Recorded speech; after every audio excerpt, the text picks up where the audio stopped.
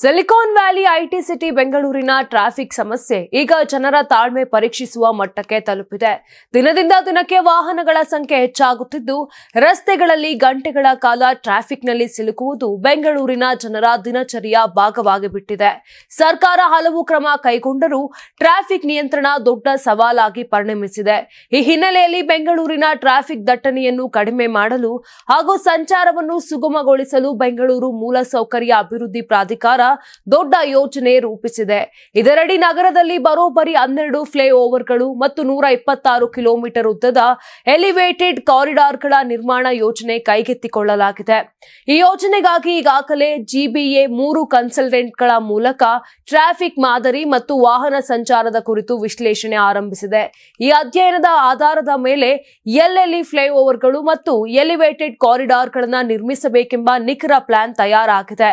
ಜೊತೆಗೆ ಹೊಸ ತಂತ್ರಜ್ಞಾನವಾದ UHPPFRC ಬಳಸಿ ಎಲಿವೇಟೆಡ್ ಕಾರಿಡಾರ್ಗಳನ್ನು ನಿರ್ಮಿಸುವ ಉದ್ದೇಶವಿದೆ.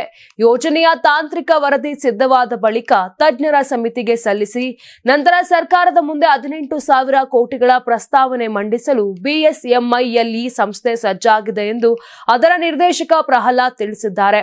ನಗರದ ಪ್ರಮುಖ ಸಂಚಾರ ಮಾರ್ಗಗಳಲ್ಲಿ ಸಣ್ಣ, ಮಧ್ಯಮ ಮತ್ತು ದೊಡ್ಡ ಗಾತ್ರದ ಫ್ಲೈಓವರ್ಗಳನ್ನು ನಿರ್ಮಿಸುವ ಪ್ಲಾನ್ ರೂಪಿಸಲಾಗಿದೆ. MEI junction, pipeline road, Doddaballapur road, Kanakapura ರಸ್ತೆಯ ಕೋಣನಕುಂಟೆ ಕ್ರಾಸ್ ಹಾಗೂ RDR ಭವನ್ಗಳ ಬಳಿ ಸಣ್ಣ ಫ್ಲೈಓವರ್ಗಳು ನಿರ್ಮಾಣವಾಗಲಿವೆ. ಇನ್ನು ಮಿನರು ಸರ್ಕಲ್ ನಿಂದ ಹಡ್ಸನ್ ಸರ್ಕಲ್, ಸಿರ್ಸಿ ಸರ್ಕಲ್ ನಿಂದ ನಾಯಂಡಹಳ್ಳಿ ಮತ್ತು ಸೇಂಟ್ ಜಾನ್ಸ್ ಆಸ್ಪತ್ರೆಯಿಂದ ಹೊಸೂರು ರಸ್ತೆಯವರೆಗೆ ಮಧ್ಯಮ ಗಾತ್ರದ ಫ್ಲೈಓವರ್ಗಳು ನಿರ್ಮಾಣವಾಗಲಿವೆ. ಮತ್ತಿಗೆರೆ ಕ್ರಾಸ್ನಿಂದ ಟಿನ್ ಫ್ಯಾಕ್ಟರಿ, ನಾಗವಾರದಿಂದ ಬಾಗಲೂರು, ಹಲಸೂರು ಲೇಕ್ನಿಂದ ಬಾಗಲೂರು ಹಾಗೂ ವಿವೇಕಾನಂದ ಮೆಟ್ರೋದಿಂದ ಸೆಂಟ್ರಲ್ ಸಿಲ್ಕ್ ಬೋರ್ಡ್ ವರೆಗೆ ದೊಡ್ಡ ಗಾತ್ರದ ಫ್ಲೈಓವರ್ಗಳ ನಿರ್ಮಾಣ ಯೋಜನೆಯೂ ಇದೆ. ಆದರೆ ಈ ಯೋಜನೆಗೆ ಕೆಲವು ಸವಾಲುಗಳು ಎದುರಾಗುವ ಸಾಧ್ಯತೆ ಇದೆ. ಈಗಾಗಲೇ ಈಜಿಪುರ ಫ್ಲೈಓವರ್ ಕಾಮಗಾರಿ ವರ್ಷಗಳಿಂದ ಮುಗಿಯದೆ ಬಾಕಿ ಉಳಿದಿದೆ. ಇದೇ ರೀತಿಯಾಗಿ ಹೊಸ 12 ಫ್ಲೈಓವರ್ಗಳ ಕಾಮಗಾರಿ ಟ್ರಾಫಿಕ್ ದಟ್ಟಣೆ ನಡುವೆಯೇ ನಡೆಯಬೇಕಾದರೆ ಸಂಚಾರ ಅಡಚಣೆಗಳು ಉಂಟಾಗುವ ಆತಂಕವಿದೆ.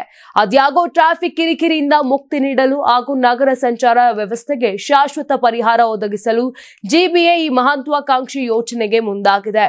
ಬೆಂಗಳೂರಿನ ಭವಿಷ್ಯದ ಟ್ರಾಫಿಕ್ ಚಿತ್ರಣವನ್ನು ಬದಲಾಯಿಸುವತ್ತ ಇದು ಒಂದು ದೊಡ್ಡ ಹೆಜ್ಜೆಯಾಗಿ ಕಾಣಿಸುತ್ತಿದೆ.